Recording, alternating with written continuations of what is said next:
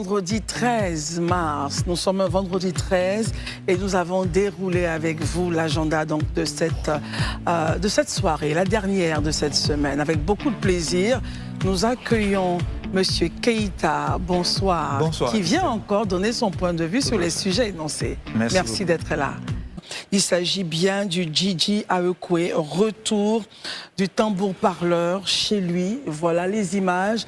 Accueilli donc par Madame la ministre de la Culture, Madame Remarque, et tous les chefs hachans, le Gigi Aekwe, enfin de retour en Côte d'Ivoire.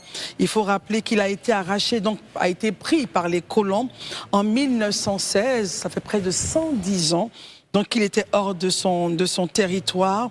Il mesure 4 mètres et pèse 430 kilos. Le tambour a été salué, le voici. Mais il est fermé pour l'instant, hein. A été salué par la danse guerrière avec le taproyan, interprété par la chefferie traditionnelle. Mais le fait du jour marquant, au-delà de cela, je voudrais encore saluer la ministre de la Culture, parce que hier on a traité ici le point de... Sur la ponctualité. La ponctualité. Alors je ne sais pas si l'image, on a l'image.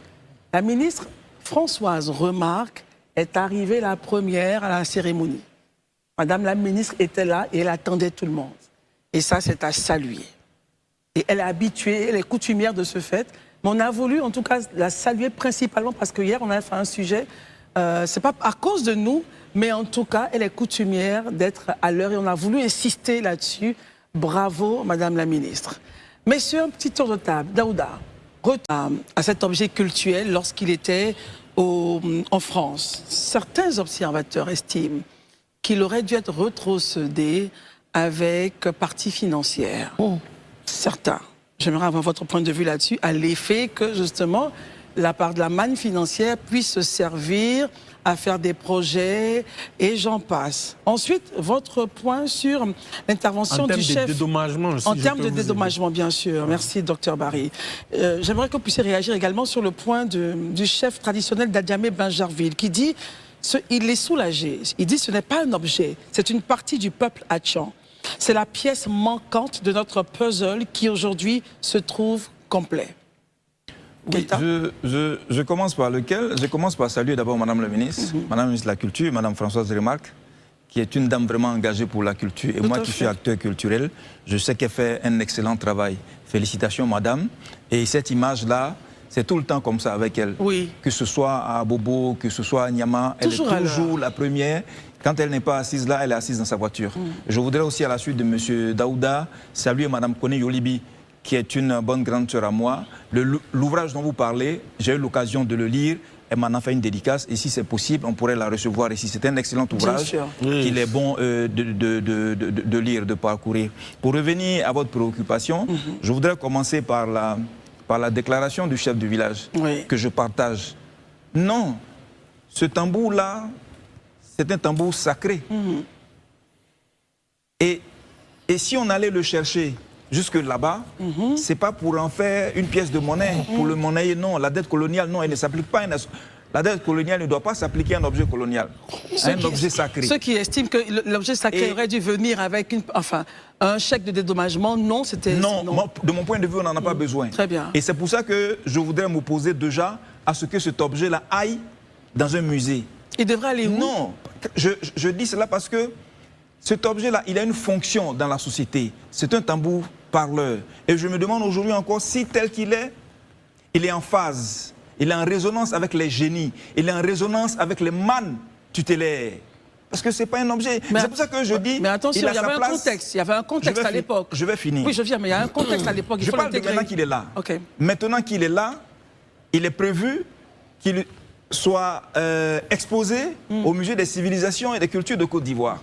Et c'est en cela que je voudrais, partant de la déclaration du chef, c'est une partie du peuple, sa place n'est pas dans un musée, sa place est dans le bois sacré. C'est là qu'il joue une fonction auprès des génies, c'est là qu'il joue une fonction auprès des mannes tutélaires.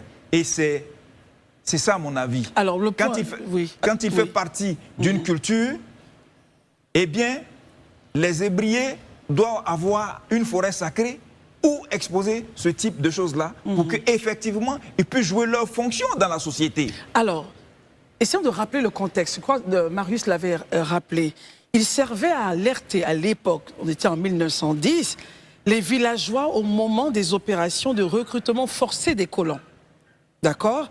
Et donc aujourd'hui, c'est cette histoire-là que le peuple bidjan veut commémorer. Est-ce que nous sommes dans le même contexte pour qu'ils repartent en situation ce n'est pas sa seule fonction. Ok, allons-y. On dit tambour parleur. Oui, mais il donnait des messages, justement. Voilà, il donnait des messages, mais les messages les plus importants. Aujourd'hui, en 2026, il y a des messages tout aussi importants. Tout aussi importants pour, par exemple, lorsqu'il y a des élections, et qu'il faut parler au peuple de réconciliation, qu'il faut parler au peuple de non-violence, qu'il faut parler au peuple de paix, le tambour peut servir à ça. Est-ce que c'est un tambour de communication? Il faut qu'on demande un tambour parleur, Kassabia Kassa, Kassa Kronkron, Kassabia Kassa. Il ne parle pas n'importe comment, il ne parle pas n'importe quand. Il a une fonction précise, il a une fonction mystique, il a une fonction spirituelle, et c'est ça qu'il faut. Et c'est pour ça que je me demande si, depuis qu'il a été là-bas, puisqu'il a été exposé à la vue de tout le monde, s'il n'a pas été désacralisé, s'il n'a pas été pollué, s'il n'a pas été démystifié. C'est de ça qu'il s'agit aujourd'hui. Est-ce qu'aujourd'hui le chef peut nous dire si le tambour aujourd'hui est en résonance avec les génies? Je crois que... Voilà. Je pense qu'en sous-régional, la CEDEAO invite à une résolution pacifique des conflits frontaliers entre États. Alors, il y a un challenge, un problème entre deux États. Le point culminant de ce challenge, c'est les frontières, le tracé des frontières. Docteur Barry, nous avons 3 minutes sur le sujet. Un petit point de situation et on fait le débat. D'accord. C'est maintenant que la pression se fait sur nos États, l'effet de bien déterminer, bien délimiter les frontières. C'est toujours un arbre qui sépare, une rivière, ou quand on a les moyens, en tout cas, on fait un bon tracé. La CEDEAO réagit. Je pense que si le mur de Berlin est tombé, si le mur de Berlin est tombé, en principe, ces questions-là ne devaient pas arriver en Afrique, où on parle d'unité, où on parle de fraternité. Et Dr Barry l'a si bien dit, c'est les mêmes peuples, c'est les mêmes familles. Elles ont été séparées de façon artificielle. Et c'est pour ça que aujourd'hui encore, le credo de la CEDEAO doit être de mise. Les guerres prenant naissance dans l'esprit de l'UNESCO. Les guerres prenant naissance dans l'esprit des hommes, c'est dans l'esprit des hommes qu'il faut lever la défense pour la paix. Il me semble que la population doit pouvoir, les chefs d'État, les ministres, tout le monde doit pouvoir travailler de manière à dire que nous sommes les mêmes peuples. Et aujourd'hui, en 2025, l'Afrique doit pouvoir aller vers la véritable unité. La CEDEAO doit aller vers la véritable unité. Qu'on en arrive là à des questions de séparation, de délimitation de frontières, ça pose un problème d'intégration. Et la CEDEAO des peuples, de ce point de vue-là, risque d'avoir des problèmes. Si les peuples sont en conflit et tiraillés comme c'est, nous sommes mal partis encore une fois. La CEDEAO des peuples et non des États, c'est le credo de la CEDEAO. Mais le véritable problème, c'est que les frontières ne sont pas véritablement bien tracées. On laisse toujours la nature